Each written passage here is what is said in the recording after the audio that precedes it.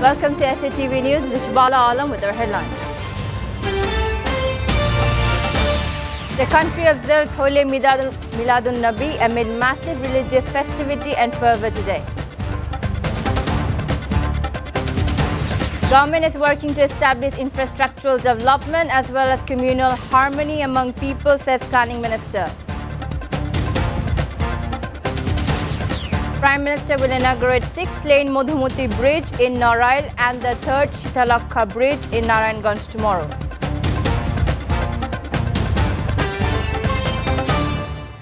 The country today observed the holy Eid-e-Miladun Nabi today, marking the birth and demise anniversary of Prophet Hazrat Muhammad sallallahu alaihi wasallam amid massive religious festivity and fervour. Different government and non-government organizations, including the Islamic Foundation (IF), held various programs to mark the occasion. The Maizbandari community in Dhaka brought out a rally from Shahbag, which circled Moshian Bhavan and Doel Chottor in Dhaka University and ended at Sarwardi Uddan. Participants at the rally said the principles of Hazrat Muhammad sallallahu alaihi wasallam is the best principle. At the same time, they also said people from all religion would perform their respective religious activities. President Abdul Hamid and Prime Minister Sheikh Hasina issued separate messages to commemorate the day.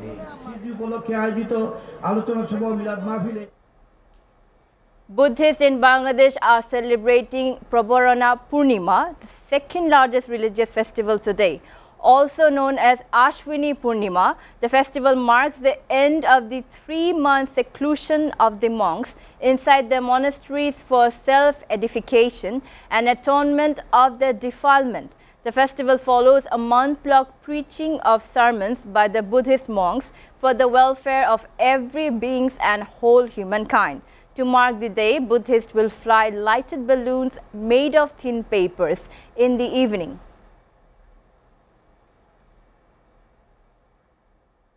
The Hindi community is celebrating Lakshmi Puja with due religious fervour and enthusiasm today. Hindus worship Lakshmi, the goddess of wealth, fortune and prosperity, and Lord Vishnu's wife, on the full moon day in lunar month of Ashwin after the Durga Puja. To welcome the goddess, devotees cleaned their houses, decorated them with finery, lights and artworks, and prepared sweet treats and delicacies as offerings. In the capital Dhaka, Lakshmi Puja was performed at Dhakeshwari National Temple, Ramkrishna Nath and Ramkrishna Mission, Shankar Bajar, Tanti Bajar, and many other temples.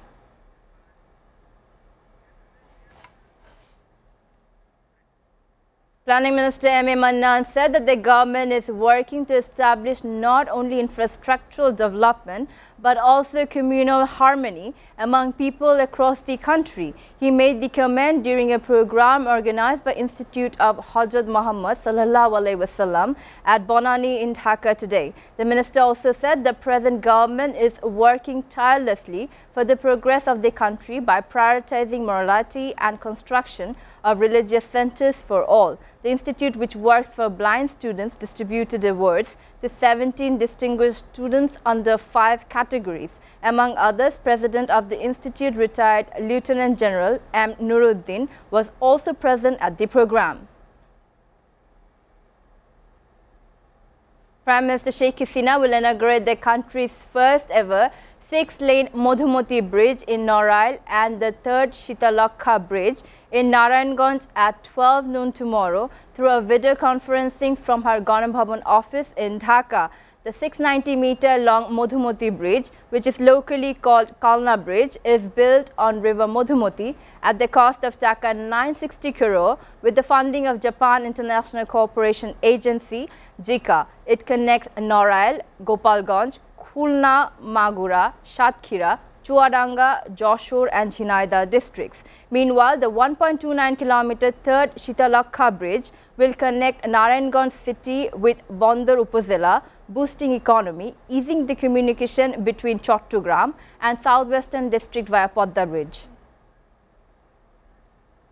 Railway Minister Nurul Islam Shujon said that the present government has brought a revolutionary change in modernizing the railway sector. He made the comment while inaugurating the repair demo train by local engineers at Parbatipur Upazila in Dinajpur this morning.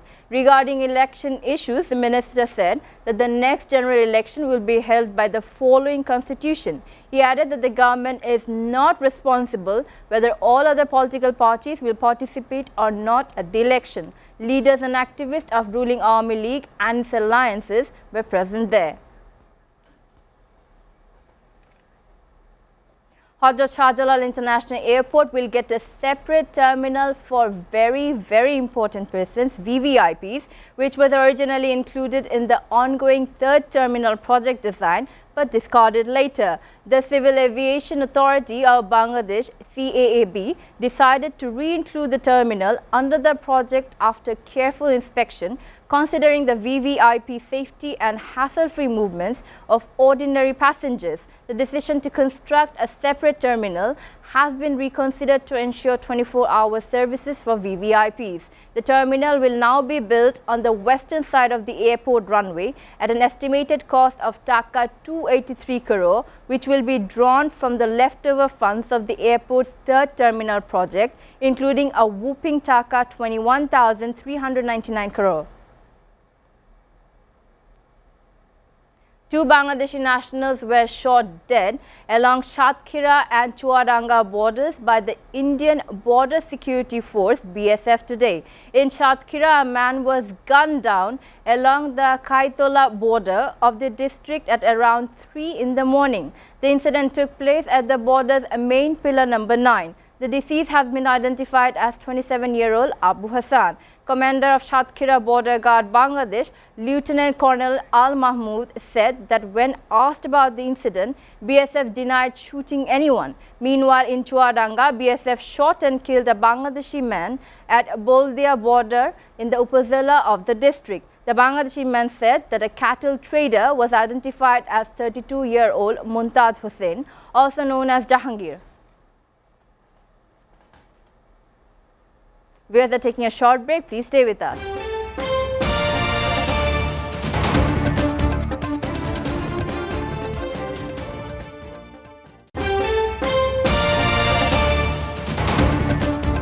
Welcome back. You're watching SATV News. Now news from abroad. North Korea fired 2 short-range ballistic missiles in the area of Gangwon province to the waters of the peninsula's eastern coast today at early hours. Japan's State Minister of Defense Toshiro Ino said that both missiles fell outside Japan's exclusive economic zone. He added that the first missile is estimated to have flown about 350 kilometers at a maximum altitude of approximately 100 kilometers miles, and the second traveled about the same distance. He noted that there was no reports of damages to vessels at sea. Meanwhile, South Korea's military has strengthened its surveillance and vigilance and maintaining a full readiness posture while closely cooperating with the US. 17 people were killed in the southeastern city of Zaporizhzhia after the Russian military shelled the city during the night. Many others were injured in an overnight bombardment. The Russian occupiers cynically struck the residential buildings and civil infrastructure. The authorities in Zaporizhzhia said that the Russian airplanes launched at least 12 missiles at the city. As a result of an overnight missile attack on Zaporizhzhia, apartment buildings and roads in a residential area of the city were damaged. The city Kiev has been pounded repeatedly over recent days by Russian airstrikes and missile strikes.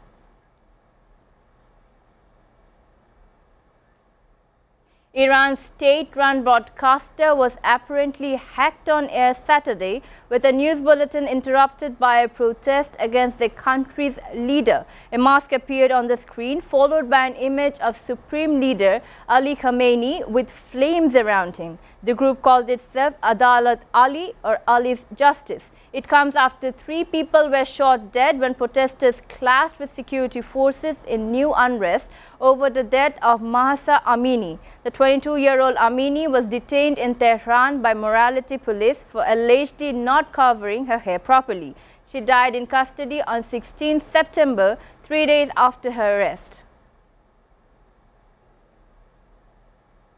5 teenagers were sentenced to 3 years detention in Hong Kong for advocating overthrow of the Beijing government. It is the first time the national security law has been used in court against under 18s in Hong Kong. The 5, some of whom were minors aged between 15 and 18 at the time of the alleged offence, had pleaded guilty to inciting others to subvert state power through a group named Returning Valiant.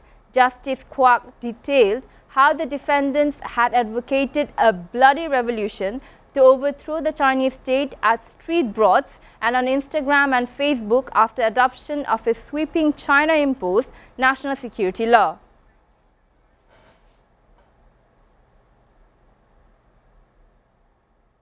Now sports news. New Zealand thrashed Bangladesh by 8 wickets in the third match of the ongoing Tri-Nation T20 series at the Hagley Oval, Christchurch today. Captain Kane and opener Devon shared an 85-run partnership for the second wicket that helped steer New Zealand to the 8-wicket win. Conway struck his third T20 half-century from 36 balls and eventually remained unbeaten for 70 from 51, while Williamson struggled at times with the pace of the wicket and made 30 from 29 balls as New Zealand chased down Bangladesh's 137 for 8 with 13 balls to spare. After 2 rounds, Pakistan has 2 wins, New Zealand has a win and a loss, and Bangladesh has 2 losses in the tournament, which is a warm-up for the T20 World Cup that begins in Australia later this month.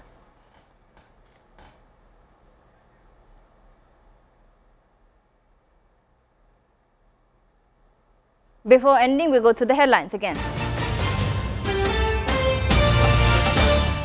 The country observes Holy Miladun-Nabi amid massive religious festivity and fervour today. Government is working to establish infrastructural development as well as communal harmony among people, says Planning Minister. Prime Minister will inaugurate 6-lane Madhumati Bridge in Norail and the 3rd Shitalakha Bridge in Narayanganj tomorrow.